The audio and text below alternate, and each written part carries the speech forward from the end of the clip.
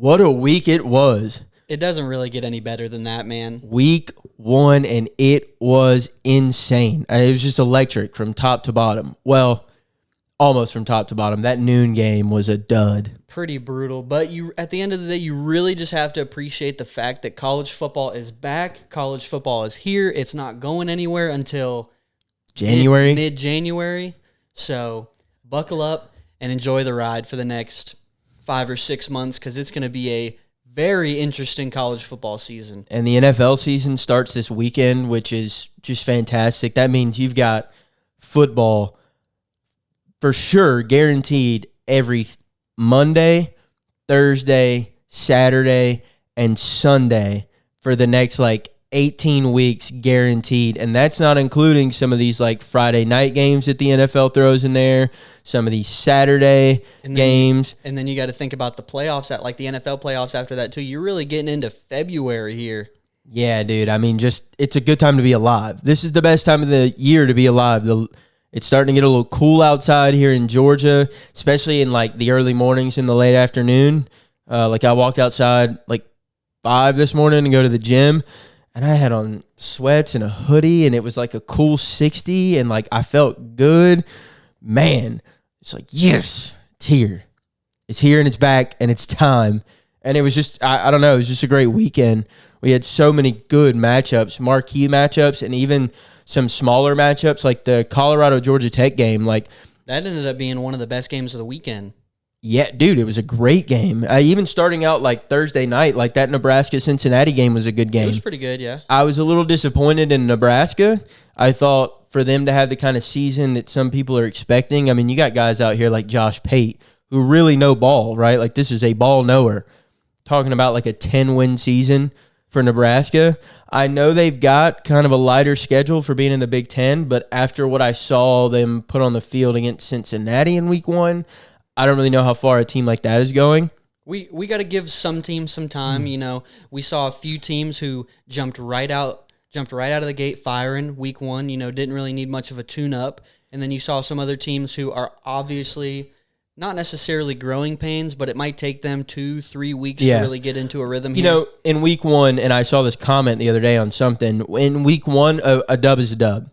It doesn't really matter how you got it. It just matters that you got it. 1-0 sets the tone a lot better than 0-1. 0-1. I mean, I would know better than anybody. Yeah, I mean, there's still a few teams that I think can definitely compete. I don't think that loss to Miami knocks Notre Dame out of, the CFP chances at all. They actually looked like a really good squad, and that offense got into a rhythm and played better and better as the game progressed. CJ Carr started to kind of find his footing.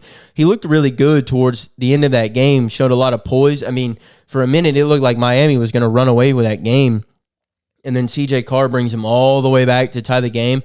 I think he's going to be good. Again, you got to give him some time, right? He's a first-time starter. So I think Notre Dame is still going to be a good squad. Actually, that was the best matchup, in my opinion, of the week in terms of both teams putting out a really good product on the field. I think LSU exposed Clemson a lot. They've got a lot to work on that offensive side of the ball. That offensive line has really got to figure itself out. They got to gel. They were not gelling this past week. Klubnik was under duress a lot. He also held onto the ball a little too long in a few different situations that cost them. But Clemson does still have an elite defense. Yeah, they still have an elite defense. I think the most surprising team of the week for me was, you could go a few different ways here, but it probably would be LSU. I think they have the most experienced and poised quarterback in college football. But my concern for them is the defense looked a whole hell of a lot better. That was the best defense that I've seen since, honestly, probably before 2019. I think what I saw on Saturday night was better than what we had during our national championship run, because that was more. We had a good defense. We got a lot of NFL talent on that defense, but we were putting up 45, 50 points. Yeah, it didn't matter what your defense gave up. It didn't really matter what was happening. But you just won a close, low-scoring game, which I think should be a positive sign for all LSU fans, is you won a game in which you put up 17 points. and held the number 4 team in the country at the time of this game to 10 points. I think under 50 rushing yards on the game or something like that. Like the ground defense was phenomenal. You got a lot of pressure. The one thing that still scares me about LSU, and hopefully it'll get better as the season goes on, hopefully it's just one of those week 1 growing pains, still a lot of mistakes. A lot of penalties that were killing drives. You had the 2 fumbles, I believe. The second was it both in the first half? It was both in the first half. That second one is on paper a turnover. At the end of the day, it's not like it doesn't weigh a whole lot because I don't think he was getting the first down anyways. It would have been a turnover on downs, but yeah, well, either way, that's 2 turnovers because the turnover on downs counts the same way. So from them, I need them to kind of clean up those issues that has seemed to be, especially in week 1, a problem for LSU under the Brian Kelly regime is a lot of undisciplined football at times.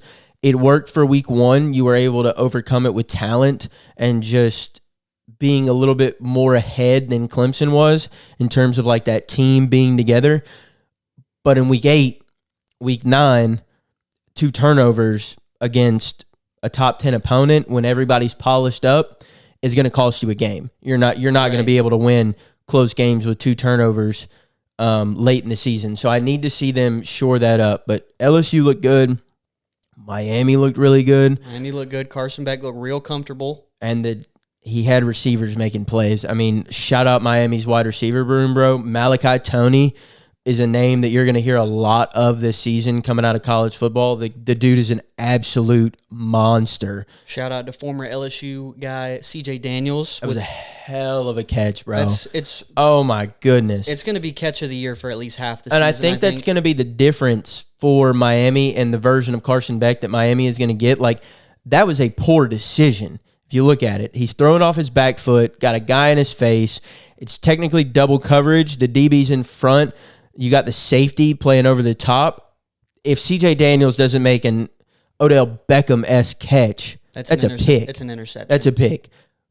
But if the wide receivers are playing that well, if they can make Carson Beck look that good, and he can throw off his back foot, he can roll out and throw 40-yard bombs because he's got the arm strength, knowing that somebody downfield is going to make a play, they're in a really good spot to put up numbers like they did last year, and that's a huge win for them week 1. Another guy on that team that people should look out for this year, Reuben Bain Jr., played his ass off in that game. Had the pick, had some pressures, think he had a sack or 2, few tackles for loss. He was active in the run game. He was active in the pass game. You saw a lot of him in the backfield. The dude was just all over the field, and his name got called more times than I can count. So I think Miami is a squad that's also like going to surprise a little bit of people and how good they're going to be this year. So, well, I just really liked to see Florida State went 2-10 last year. We didn't know what we were going to get out of them. Miami was a little disappointing with Cam Ward, but now with Miami and Florida State looking how they're looking and Clemson looking a little disappointing, we're back to a good-looking ACC. I'm excited for the ACC this year. Can't forget about Georgia Tech. Can't forget about Georgia Tech. That's a sneaky good team. No. They don't have the talent that the other 3 rosters possess, but it's Brent Key, I believe. Yeah, Brent Key has got a great culture going on over there. I mean, he took my dogs to 7 overtimes this past year.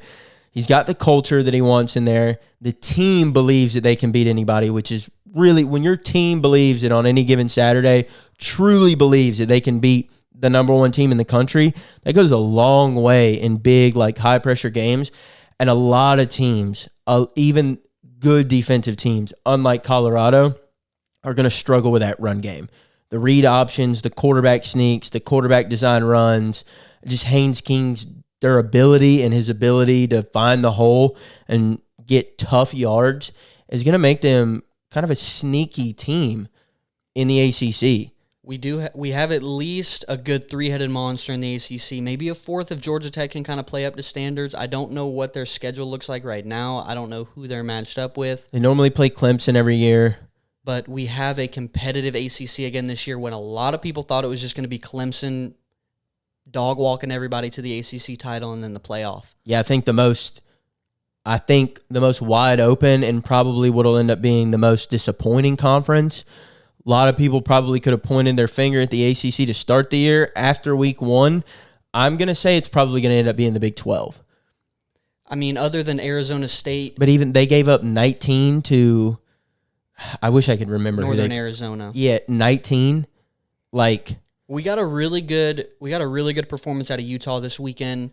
we got a good one out of TCU last night as well. We're filming this on Tuesday, by the way, so when I say last night, the Monday night game, the final game of week 1, TCU versus Chapel Bill and his UNC Tar Heels. Hoover, I can't remember his first name. I think it's Josh. Josh Hoover can sling the rock, and the guy has got some incredible arm accuracy. He threaded the needle on a ball rolling out to his left last night, down the sideline, up on his guy in a hurry. Guy just kind of jumps up and throws his hands. No way anybody else could catch the ball but his receiver. It was a beautiful pass, and the dude just lit it up all night. I think, and their defense was stifling, dude. The ground defense, like they were stuffing the run.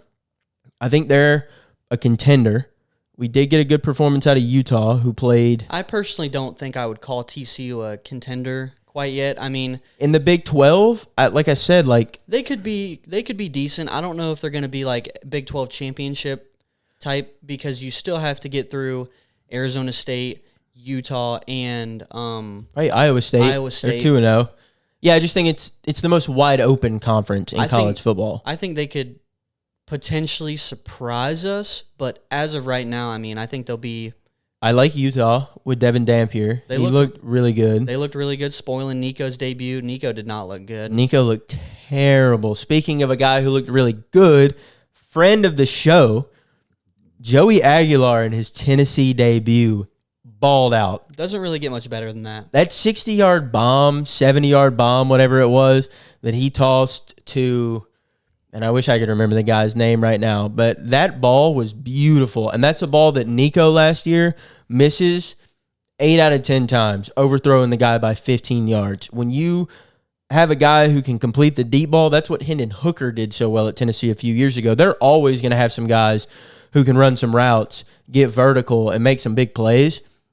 You got to have the guy to be able to drop the ball in the bucket. And Joey balled out, man. Great. I think it was a 3 passing like TD that. day. They put up like 45 on a Syracuse team that won 10 games last year. Had a lot of expectations coming into this year.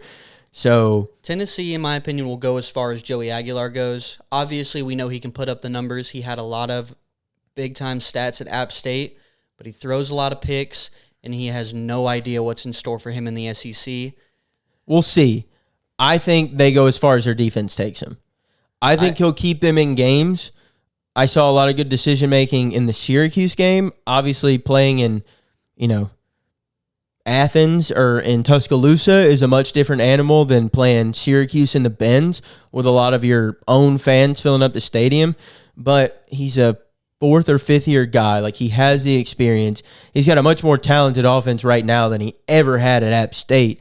So I think that's going to help. I think if the run game is working well and the defense can improve, because they did not look good this week against Syracuse. Well, that's what carried them last year. Was the defense, really, because Nico did not look good. But if the defense can take some pressure off the O and they can get the run game working and he doesn't have to make hero ball plays all the time like he did at App State, I think those turnovers this year drastically decline. But the defense is going to be, and I know where you're going. The DB that just got hurt, they're going to need a couple guys to step up. Jamad McCoy. The only thing we know is extended period of time. They haven't said anything. It was ACL? No, it was arm. Was it? It was his left arm. I swear I saw ACL last night on like the ticker on ESPN. Pretty sure it said arm, but either way, he's going to miss extended period of time. Makes me think probably 6 to 8 weeks. Well, the SEC now looks wide open. In a sense, I mean, y'all beat Clemson, which a lot of people didn't expect you to do, but we got to see, can you guys continue that throughout the season? Because the last 3 or 4 years, you've lost 1 or 2 games in there that you shouldn't have. Florida a couple years ago when they dropped that bomb on y'all, like 40-something. It was like last year.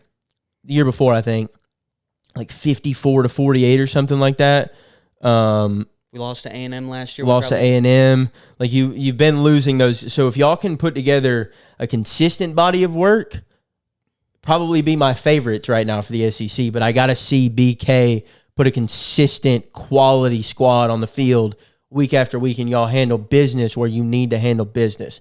As long as the defense doesn't take a major step back, really was a huge fan of what I saw. Didn't put up, I think we only had 2 sacks. Yeah, but you had a lot of pressure. Pressure was on Klubnik all night. Great looks. I don't know who your new DC is, but I loved the creativity. He was shifting a 4-man front a lot. He was sending corner blitzes, which I love. He was sending Harold Perkins from the edge. He was sending Harold Perkins from that outside linebacker spot. He was throwing in some middle linebacker blitzes with Whit Weeks. He had some spies sitting out there on Klubnik. The pressure was coming from all over, and he switched up the looks really well. And I feel like he finally, Harold Perkins is kind of a gadget guy. He's like y'all's version of Jalen Walker. He can come off the edge. He can play some coverage against the right guys. He can play that spy. He can do a lot, but you got to make sure you put him in the right situation. And I felt like your DC did a really good job this week of finding those good situations from him. And then when he wasn't getting the pressure, it was Pyburn. It was Weeks. I don't know what Weeks' brother's name is. West. But Wes Weeks was getting some pressure. I don't really know if I saw a whole lot from Patrick Payton on Saturday. I heard his name called a couple times, but, I mean... You got what you wanted out of Pyburn, though. Pyburn looks really good. He was all over the field, man. That dude was all over the field. Last week I was talking about I needed to see a lot from him this year, and that was just... it was the best start you could ask for. The MVP of your team, I know Garrett Nussmeier got SEC Offensive Player of the Week or whatever, but the MVP of the LSU Tigers for week 1, in my opinion, might end up being the most impactful transfer of the year, Mansour Delane. He was all over the field, and people... Blanket, dude. I'm talking about seatbelt coverage. He wasn't a big-time name coming from Virginia Tech, but he was an all-ACC DB coming out of Tech. And we're past deflections, PBUs, had the pick, had the interception. He was just everywhere. He was everywhere, and anytime the ball was thrown in his direction, it was ending up on the turf. I don't remember seeing a lot of him or hearing his name called, but DJ Pickett, our true freshman DB, played about half the snaps on Saturday. That's really encouraging. He was only targeted one time. Very encouraging. And it was an incompletion. We had that safety pick up the slack for the guy who got ejected. He held his own in the second half. Until it's Halsey. Halsey was the one who came back in the second half. He's a big hitter. He was a transfer from Houston. Yeah, so the transfer portal looked so far like it worked out for LSU. My dogs look good. We played Marshall, but I liked what I saw of the defense. Good run defense, which we got to win the battle of the trenches. That's Georgia football. Run the ball well and stuff the run, and then everything else kind of seems like it falls into place. I like some of the play calling from Bobo. I liked some of the quarterback design runs that I saw, that read option that we saw on that early 4th down in the game. Got a little shifty, and if we have that going for us all season and we get Nate Frazier going, Bowen or Bowens, I can't remember. I think it's Chauncey, had a few good runs. Dwight Phillips looked really good on Saturday. If we can get back to that 2-3-headed monster in the backfield like Georgia normally has, we're going to be in a good spot. The O-line looked good, not great. We got a lot of young guys up there. I liked what I saw from Gunner. I really liked what I saw out of Zachariah Branch. I'm hoping we get Noah Thomas involved a little bit more this weekend against AP. Who else? I saw some good things from Delp. I saw some good things from Lucky. Linebackers and DBs looked phenomenal in this game. KJ Bolden is just, Kirby knows how to pick a safety, man. You lose Malachi Starks, and then it's like, oh, it's okay. We're just going to give you another All-American at the safety spot. The dude's just a dog. He's a killer. It's nice to come into week 2 knowing that our 2 squads are probably the 2 favorites for the SEC right now. Yeah, I would not be surprised to see y'all in Atlanta come December, whatever the first weekend in December is. Yeah. It's always the first Saturday. I would not be surprised to see y'all. And if both teams continue down their paths, I think it would be a hell of an SEC championship game. It would be a great game. I'm not as confident in Texas. I know it was a week 1 loss to the defending national champions in the shoe, but it was Saban's first start. It was Saban's first start. Technically, this is like Arch's 3rd, 4th, 5th, something around there. Like, he has some experience. They couldn't move the ball for anything. Just other than defense, because, I mean, their defense, they still have a stout defense. They didn't do a single thing right on that offensive side of the ball. And the most concerning thing to me about Arch in that game was the accuracy. He's supposed to be like best of the best in college football when it comes to arm talent and accuracy, and he was missing simple throws. Overthrows, underthrows, out wide, and he looks so uncomfortable. We're going to have to see if it changes a little bit, not facing a top 5 defense like Ohio State. Right. It did not help that they had no running game. None. And they do have, I think it's a pretty new running back room as a whole. Yeah. But lost Jaden Blue. The guy, Jonathan Brooks, is gone. He's been gone for a couple years. I think 2 years now. You lost Jaden Blue. I'm trying to remember the guy who tore his ACL last year. I can't think of his I don't know either. if he's back either. He might have been, but if they can't run the ball this year, it's going to be a very mediocre Texas offense. I also don't think they have the threats out wide that people really thought they did. They don't really. Ryan Wingo has been underwhelming so far in his college career, in my opinion. Now, I haven't looked at his numbers, so that might have been an asinine comment.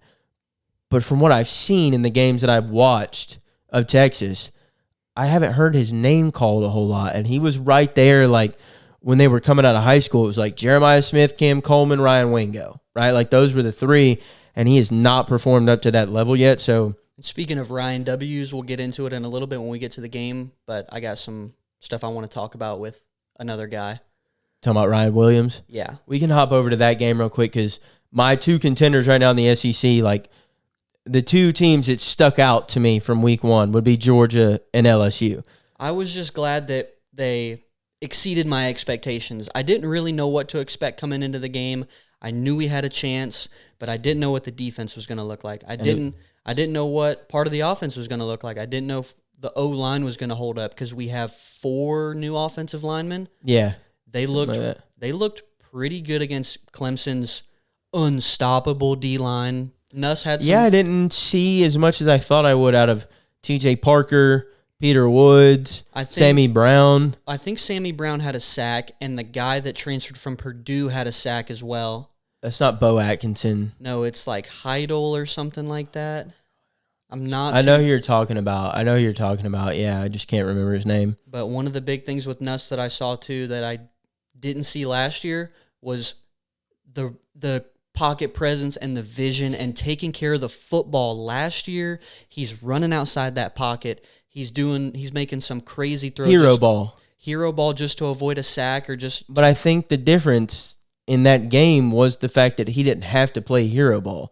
Even with the 2 fumbles. He just did what he needed to do, and it wasn't flashy. He probably didn't deserve SEC Offensive Player of the Week because I think he only threw like 230 yards, 1 touchdown, but no turnovers. That was all I was looking for, was just be smart and take care of the football. And y'all are a dangerous team when you can win that way. Because we all know that offense is capable of 35 points a game, right? Like, you're always going to have the wide receivers. You've got a veteran quarterback. You've got a decent O-line.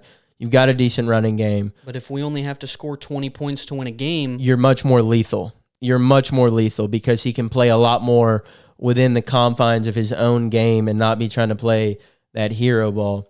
I want to talk about the Alabama game real quick. Let's hop into my favorite game of the week. And then I want to move over because the NFL does start this week, and we have talked a lot of college ball already in this episode. The Alabama game, I'll make my points about it super quick and super sweet. They're soft. This is the culture. I didn't think it was possible for that culture that Nick Saban built over a decade and a half, 2 decades, to be torn down in a season, in one full season and another off season, but it has. They're soft as hell. They're soft, dude. There were some plays out there, like some guys just lollygagging to make tackles, just missing their jogging to the assignments. ball. Nick Saban would have cut those guys after the game. I don't care if they're 5 stars. They would have been gone immediately. There's no culture. There seems to be no leadership from the top down. Kalen DeBoer is deflecting. Oh, we're going to get back on track, this, that, and the third. I've heard some stories. Well, obviously, there's been some TikTok videos circulating. Alabama guys doing TikToks in the locker room before the game or after the game. There was a video that surfaced of a couple of Bama guys laughing with each other as Florida State was taking their final knee. Heard a story that some guys were out in the hotel room at 2 a.m. the night before the game. So DeBoer is just defraud. I mean, he took Washington to the national championship, and we were like, this guy's an offensive genius. He knows how to run a playbook. He knows how to. Well, and then the thing was, we said he couldn't recruit. That was kind of a knock on him coming to the SEC, and obviously he's done well recruiting. I think Alabama in the 26th class leads all schools with like 5 5-stars or 6 5-stars. But I get that Nick Saban isn't there anymore, but I still feel like a lot of these recruits are really they're getting paid. And the school of Alabama still carries that Nick Saban, like, we're dominant prestige. But I think they're going to start losing some recruits this season if they lose 3-4 games again, which is entirely possible with the way they look. The defense, communication was horrible. They were missing assignments. You had guys just jogging and giving half-ass effort on plays. They couldn't stop a mobile quarterback. Not to mention the offense looked absolutely abysmal. Ty Simpson looked lost and confused. He looked like a poor little kid in the mall who had lost his mommy and his daddy. They didn't really have a run game. They did not have a run game. The offensive line was bad. Their starting running back is out right now, but based on what I saw, I don't really know if Jam Miller is going to do a whole lot more. Is going to revitalize that offense. I said I wanted to touch on Ryan Williams for a minute. He's overrated, in my opinion, at this point. I think he has the ability, but it feels like a lot of it's up here right now. I saw a stat the other day. I know we don't really get into stats a whole lot, but he has not had 100 yards in a game since the Georgia game last year. Yeah, and he kind of lived off of that all year. Like the one, and the catch was big. He lived and off I'm not going to talk too much crap about Alabama. Like, I know we said they're soft and everything, but I feel like that's a general consensus now. I got to wait till we play them in Athens in a couple weeks. And we got to play them in Tuscaloosa this year. I got to win that game. We got to win that game. The Dogs have to win that game. Now, if they win that game, I'm going to be on here talking all kinds of mess because that's going to be Alabama's second loss of the season. But they're kind of like our elusive. We have one win against them in like, I don't even know how many years, and it was the one national championship. If we beat them this year, I think it's kind of, if we beat them and then y'all beat them, I think it's officially the end of their dynasty. Like, I think it's officially the end because I heard it on TV the other day, and it made so much sense. Alabama is no longer a feared name on the schedule. You no longer see Alabama on the schedule and go, man, like, that's a loss. That's a loss. Nobody's thinking that. You got teams like Vanderbilt that are looking at Bama going, we can beat that team. You got Tommy Castellanos coming from Boston College all throughout the offseason talking about how he's going to dog walk them up and down the field from here to next Sunday, and Nick Saban can't save them. And now he's making T-shirts. You got Nick Saban in that building, they would have mopped FSU. They would have beat them by 40, and Nick Saban wouldn't have been happy. And some people were predicting that. Some people thought Bama was going to come in there and win by like 25, 30 points. I don't know. I mean, DeBoer's buyout right now is like $70 million. They're not going to buy him out. But an 8-4 season is entirely plausible. After going 9-4 last year. It's possible that they drop a game. I think both of our squads should beat them this year. We have absolutely zero reason not to. After those two, though, they could drop a game to Aguilar in Tennessee. They could drop a game to, I don't know if they play South Carolina. But I don't know if they do either, but I know. If they do, like, they could drop a game to Lenore's. They could drop a game to Lagway this year in Florida with some of the outside weapons he's got and the emergence of guys like Vernell Brown. Like, they could be a 7-5 team. And when's the last time we talked about Alabama being a 7-5 team? Saban's first year.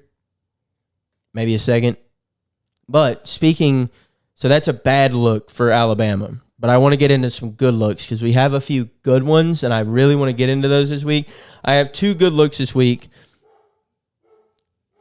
We got some friends. All right, sorry. You're going to see a quick little split there. Lance has 2 dogs at the crib, and they love to talk. They are barking at the air. I don't know what they were barking at, but so there's going to be a quick little split there. Anyways, we're going to jump into good looks of the week. I've got 2 really good ones, but I'll make them quick so we can get into some NFL stuff. My first good look of the week is commercials. Commercials are back. And if you're somebody like me who likes to sit on the couch all day on Saturday, it's your one day of the week where you just want to watch football all day, even if you're flipping through channels, you're going to catch some commercials. When you get some good ones, man, like, I don't want to skip. When I see a Bud Light here, That commercial was awesome, and I can vouch for that good look, too. I completely agree. I kept telling, so Lance came and hung out on Saturday. We sat and watched College Game Day from like 10 a.m. till midnight, dude. Like, just couch potatoes. And after, I think it was like a Progressive commercial where the guy's talking about like tummy capes. Mm-hmm. I'm like, commercials are back, dude. I'm like, I've seen enough the last few weeks. Commercials are back. And he's like, I don't know. And then another good one comes on. I'm like, commercials are back. And he's like, all right, dude, like, I get it. And then the Bud Light here commercial comes on. Bud Light where? Bud Light here? Just the best commercial Bud Light's put out in a long time. And I think I started cracking up. You cracked up and you looked at me and you go, commercials are back. And I go, damn right, commercials are back. That's a big good look, man, for the football season. Like, a good commercial is undefeated, and they're back. They're on a roll. My second good look of the week is going to be 90s to like 2005 rap and R&B music. I have been on some Jadakiss. I've been on some Styles P. Who else? Some Swizz Beats, some Fat Joe. I've even been getting into like some Keith Sweat, bro. And that might be, I might be a little off on the era for Keith Sweat, but like bangers, dude. I was listening to We Gonna Make It earlier on my way over here. Just some Jadakiss, dude. Just straight bopping. Getting into some Dre, some Snoop, some Ice Cube, some Pac, some Biggie. Just like all the classics, bro. Just been running through, and like it's such a good look to get back on like that kind of rap because they're talking about real stuff and the beats are fantastic. I was telling you about that song. It's like Dipset and something else.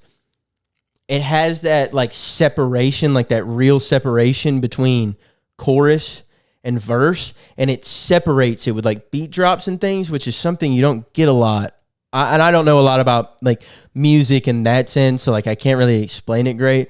But well, that's the one good thing about music is it's so vast, and it's really just a form of expression.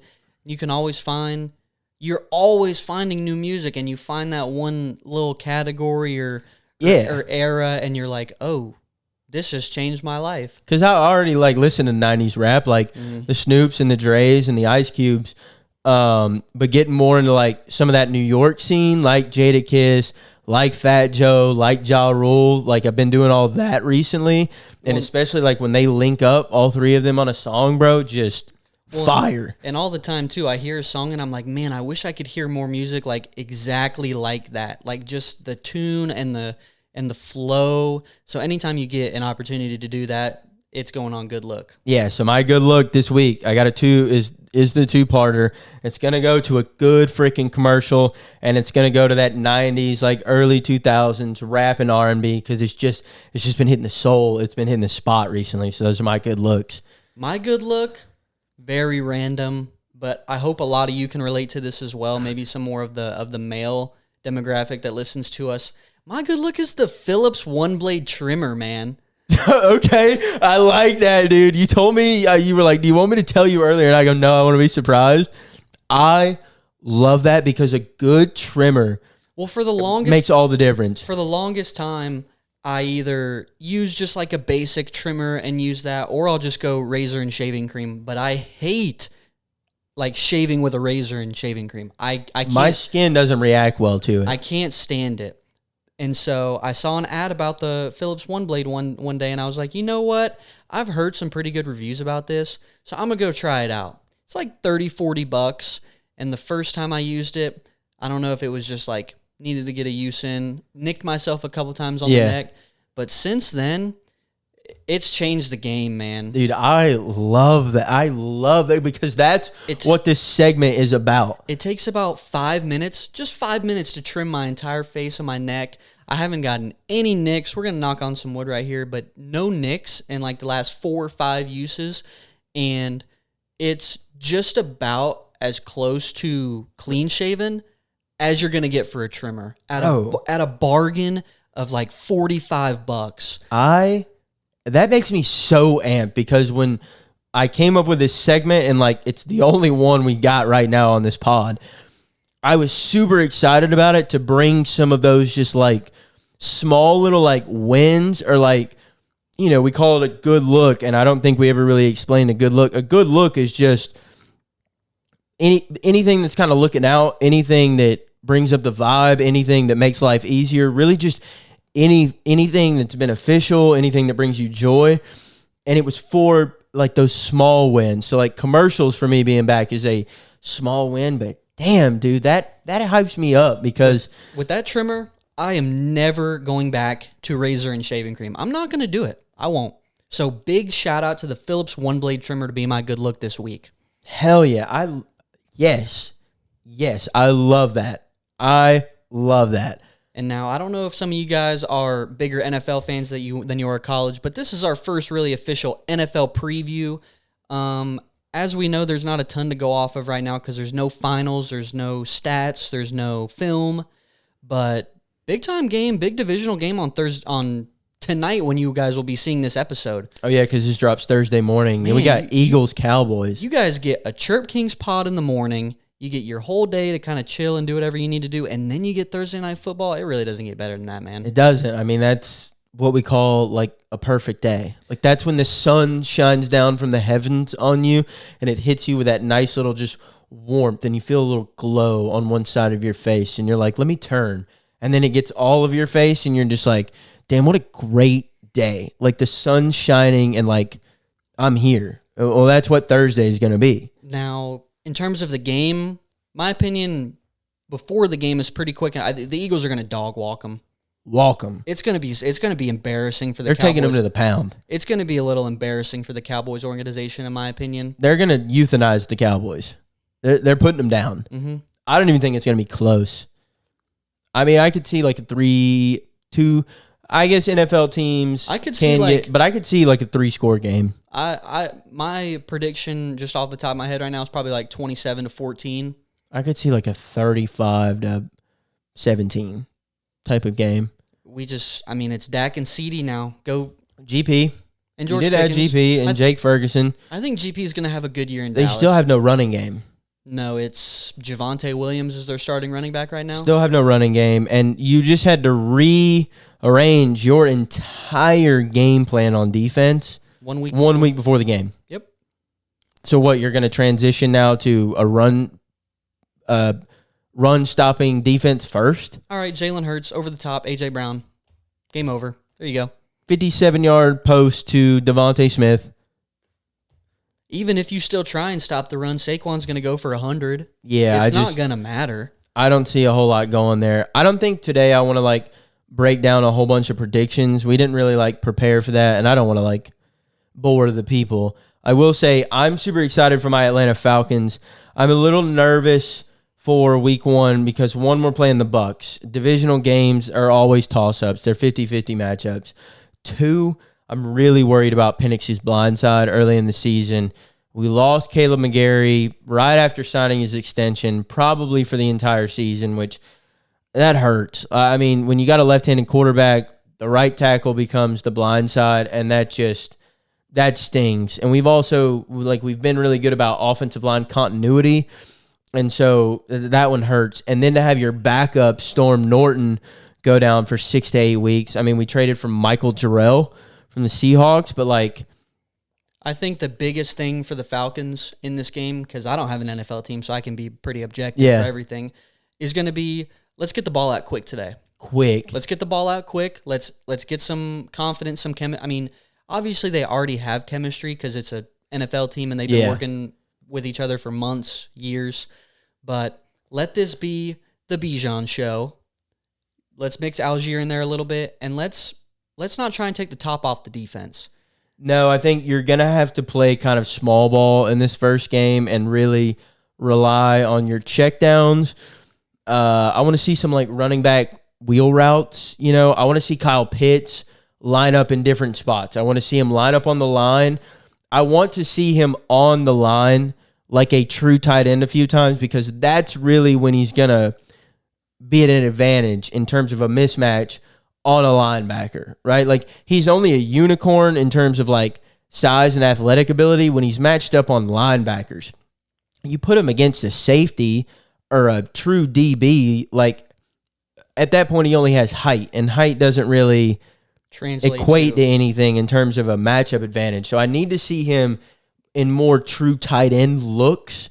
I want to see Drake London get the ball early and often. I want to see Algier get those power runs going early. And then on the defensive side of the ball, I really need to see some pressure early. We've got to get to, but if you let Baker sit in that pocket with Emeka Egbuka, with Mike Evans, with McMillan. I think McMillan's hurt, actually. Is he? So it's going to be Evans, Egbuka, and Bucky Irving. And then what's the tight end's name? Cade Otton. He's not a slouch. Cade Otton? Yeah. He had a few good games last year. You still have to worry about him. If you let Baker sit back there, he will pick you apart. So we got to get some pressure.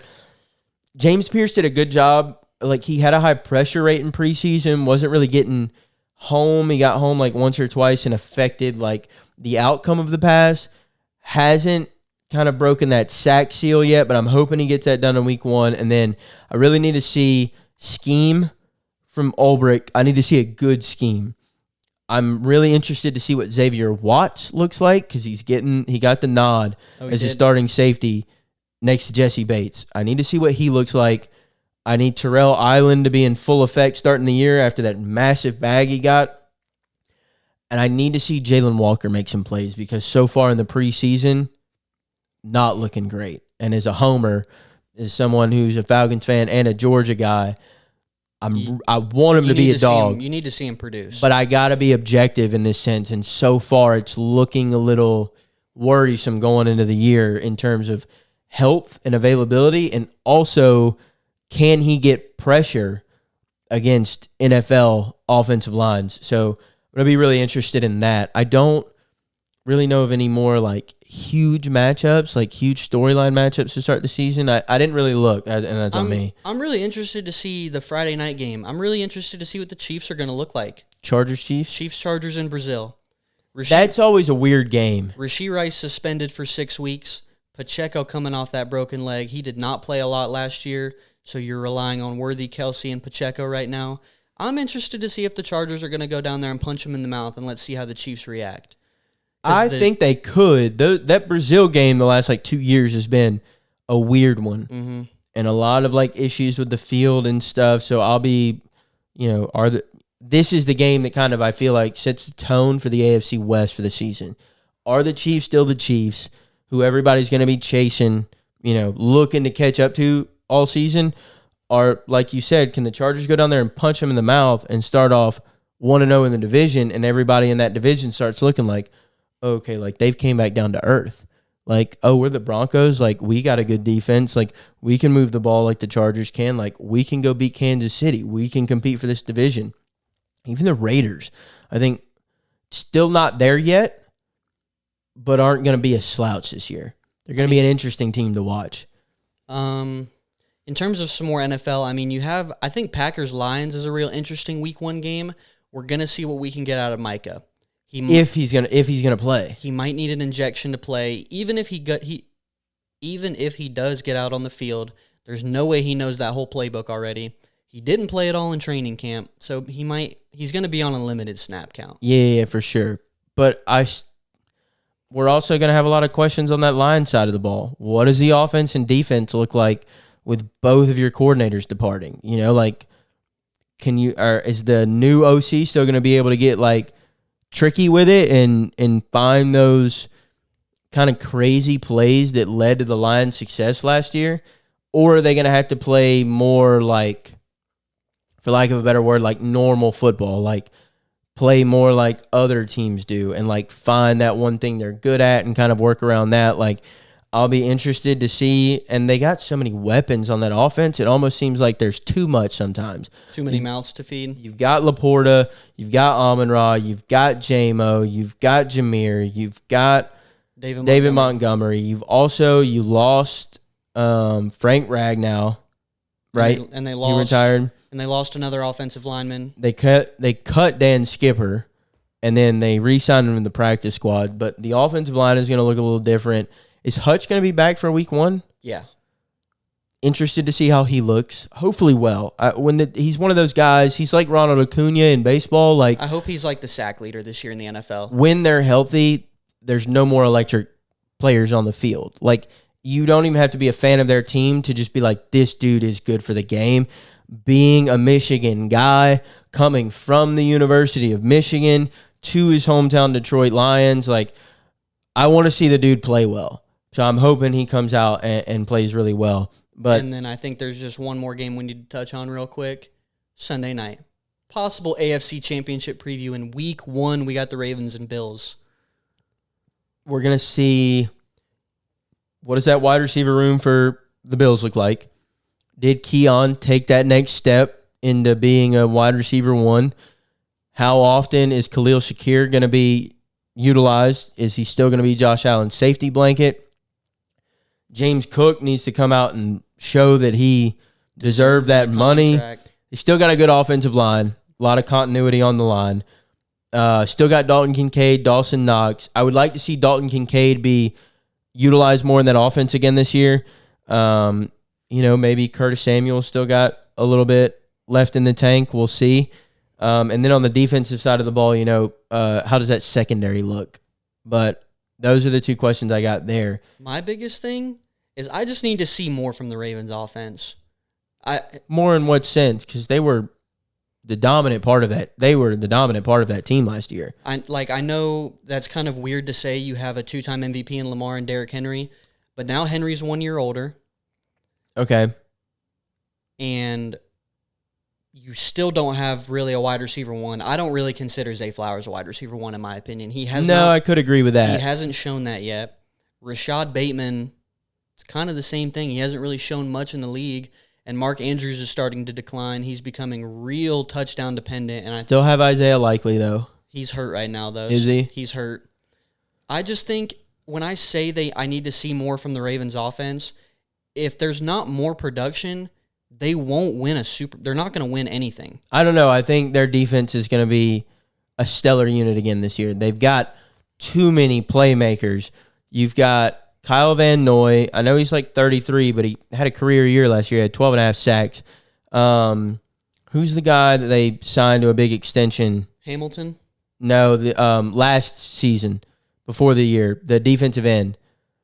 Starts with like an O or a U or... I have no idea right now off the top of my head. And I can like picture him, but I can't think of his name. But Kyle Hamilton, brought in Malachi Starks in the draft. Still got Roquan Smith in the middle. So I think the defense is going to be a stellar unit again this year. So I don't know if their offense is going to have to do as much as it did last year to carry them like up until the stretch. It seems like the past couple years in the playoffs, there's something missing. That I can't agree with, but the offense last year is about as good as you can get. The running tandem of Lamar and Derrick Henry was one of the deadliest in the NFL. So I get what you're saying, but I think you should have led more with like the playoffs there, because in terms of the regular season, especially from last year, I don't know how higher up the ceiling is for that offense in the regular season. I'll kind of reword it to, if the Ravens want to finally get over that hump, they need somebody else to show up this year. They need Zay Flowers, Bateman. I don't know. I mean, somebody's got to. They need a pass catcher to really emerge. They need a star pass catcher. Because once you get to the playoffs and you have all these dominant teams, they know what you're going to do. Yeah. So they only game plan for that. They know you're not going to go over the top and beat them with Flowers. Well, I mean, like, imagine Lamar had a guy like Puka or even like a big body like Drake London. Like they would have already probably look at the passing numbers he put up last year if they with the options he had available to him. If they had a true wide receiver one, they would have had a Super Bowl at this point. Yeah, because his passing has progressed every year that he's been in the league.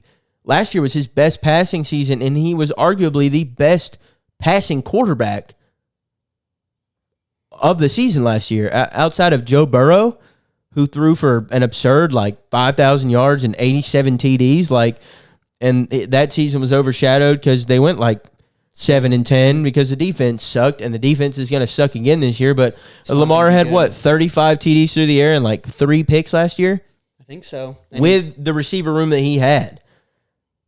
I think if the receiver room's looking a little lackluster towards the trade deadline, that could be a team to watch out for this year that, goes and makes a splash move for. They have to be in buy now. They have to be in win now, and they have to go. They might go make a splash move to pull a Garrett Wilson from the Jets. I was just about to say Garrett Wilson. If he's super unhappy and the Jets are down in the shitter come week 6 or week 7 and they're 1-5 or 2-6, whatever, they definitely could be, and Justin Fields can't get the ball moving through the air. It's an all ground attack from the Jets.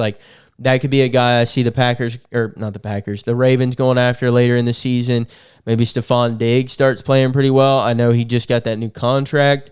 I expect Tyreek Hill to be moved at some point this season. That's a guarantee. I don't think Miami's going to be any good, and I think that relationship is already kind of at its wit's end. And when they're 3-4 through 7 weeks, he's gonna. I want out of here. He's gonna be throwing up the peace signs and talking shit on Twitter. So I think they'll probably be in the market for one later on down the season. But I get where you're coming from on that. Well, next week we're really going to dive into the NFL. It might be strictly an NFL episode for us next week because this week 2 of college football is very lackluster. So stay tuned next week. We're really going to get pretty in-depth into some of these big-time matchups we got this week. Yep. And is that all you got today? I got one more thing, and I saw a TikTok video about it. It's got 1.2 million likes, so I had to bring it up. For all my fellow college students, all my peers, I know you guys all feel the same way. I have a deep, I'm not going to say hatred on here because, we got to watch what we say. It's going on the internet. I have a deep dislike for McGraw-Hill. If you're a college student out there and you have to use McGraw-Hill, I feel for you. I want you to know that we are on this struggle bus together, that these professors assigning you 87 freaking assignments, they're an hour and 17 minutes long a piece on McGraw-Hill is BS, and I feel your pain. So leave a comment down below if you use McGraw-Hill and you have these same issues. If you're having to do smart books like I am and the ABAs and the applies, let me know down below. Let me know that your boy is not in the trenches out here alone, that I am not tunneling through the war zone right now by myself, that I got somebody watching my 6. So let me know. Well, you guys stay tuned. This will be out on Thursday, right before the Thursday night game. Enjoy your weekend. Enjoy a big-time NFL weekend. I mean, it's finally here. Absolutely. Thank you for tuning in to episode 4 of the Chirp Kings podcast. We're finally hitting that stride. We're hitting a roll. We're going to see you guys next week. We'll have week 1 of the NFL to talk about. And I think that's it. That's about it. Peace.